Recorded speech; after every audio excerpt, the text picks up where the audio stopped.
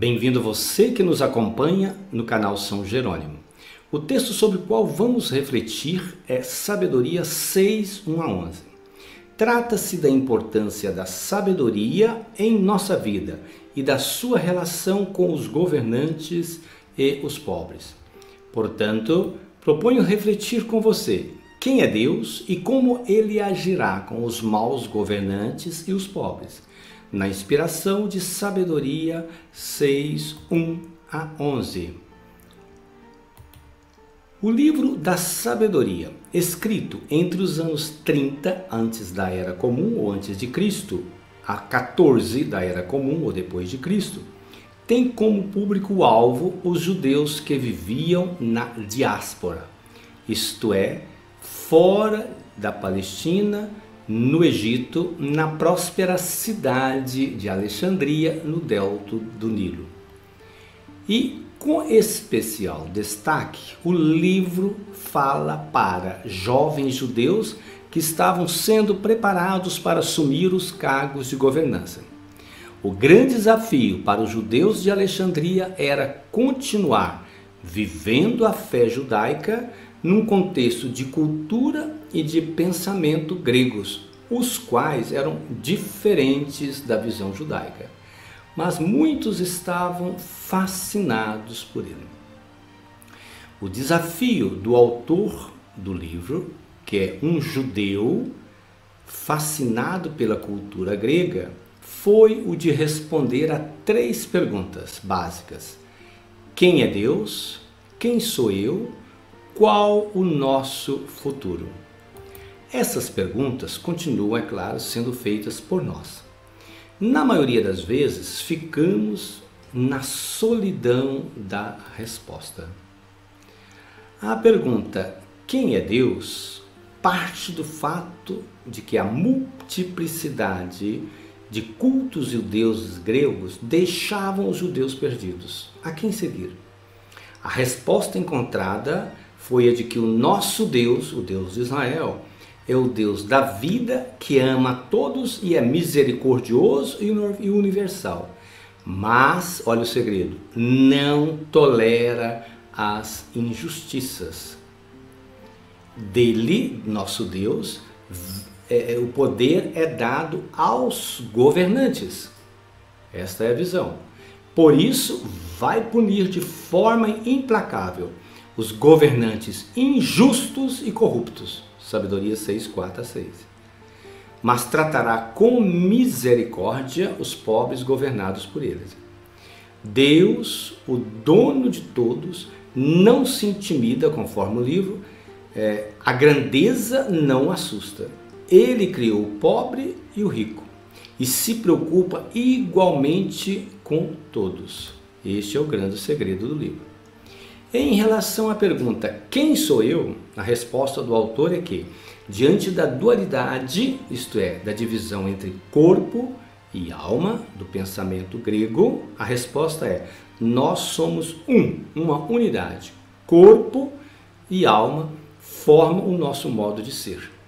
Não é possível salvar a alma desprezando o corpo.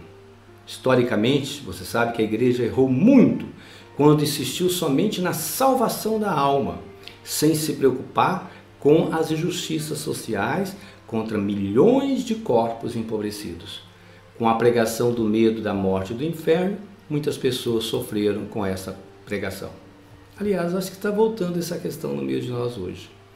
A terceira pergunta, sobre qual é o nosso futuro, a resposta foi de que a nossa única certeza é a morte, que vem para todos nós, mas que poderemos ser imortais, isto é, viver de forma ressuscitada em Deus, se praticarmos a justiça em vida, não sendo uma pessoa ou um governante opressor.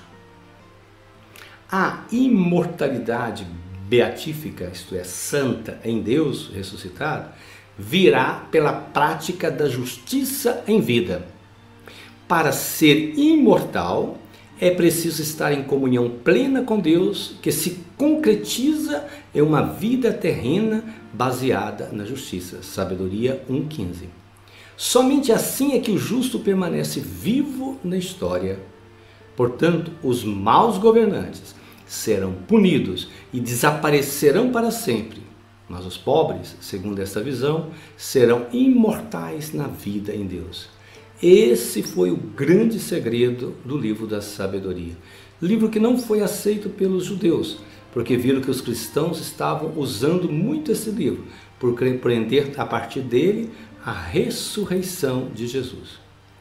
Portanto, os primeiros cristãos logo entenderam que Jesus, sendo justo, foi considerado maldito quando ele foi pregado na cruz. Mas que ele não mereceu essa pena, porque ele era justo. O grande segredo dos cristãos foi demonstrar essa questão. Jesus não é maldito. E, portanto, diziam, por isso Deus o ressuscitou dos mortos e ele continua vivo no meio de nós. E vivendo como ele nos ensinou, poderemos também receber o prêmio da imortalidade, isto é, da ressurreição. Os governantes e todos nós devemos buscar sempre a sabedoria que é Deus. Os gregos se diziam amigos da sabedoria, daí o substantivo filosofia, que significa em grego amigo da sabedoria. Já para os judeus, a questão era ser amigo, filo de Deus, que tudo fez com sabedoria, que sempre esteve ao lado do seu povo na sua trajetória de libertação. Deus é santo, único, constante e amigo dos seres humanos. Encontrar a sabedoria de viver é ser mais belo que o sol. A noite vem, mas pessoas sábias sempre encontrarão a luz do dia que renasce a cada amanhecer. A sabedoria é um dom de Deus que concede aos que a procuram. Sendo única, tudo pode. Permanecendo imutável, tudo renova. Sabedoria 7:27. O grande segredo da vida sábia é saber que a vida é um eterno rodízio de coisas velhas que se renovam com um modo novo, um modo como nós a enfrentamos. É como alguém que depois de longos anos de uma vida reclusa na depressão, redescobre o sabor da mata verde e da flor dos relacionamentos que a envolviam. Volta a conviver de forma feliz. Tudo muda quando decidimos recomeçar com sabedoria. E eu te digo uma coisa, não há sofrimento que dure para sempre quando decidimos recomeçar. Isso é que é sabedoria. A busca pela sabedoria, isto é, Deus, e por uma vida sábia é uma luta diária. Nem todos que chegam ao fim de uma vida repleta, até de cabelos brancos. Isto pode ser reflexo de uma vida envelhecida, mas não pode ser considerado sábio, o cabelo branco. Poucos atingem um modo sábio de viver. E o sofrimento é grande quando um não sábio, aí está a questão, chega ao poder. É como diz o provérbio bíblico, quando um ímpio, um abominável governa, o povo geme. Olhando para os políticos brasileiros, esta, infelizmente, é a triste realidade, na sua quase totalidade de governantes. Portanto, inspirado no livro da sabedoria, peçamos a Deus o dom da sabedoria para viver, ser justo e saber discernir o joio do trigo. Muita sabedoria para você, para mim e para todos nós. Um abraço, fiquem com Deus.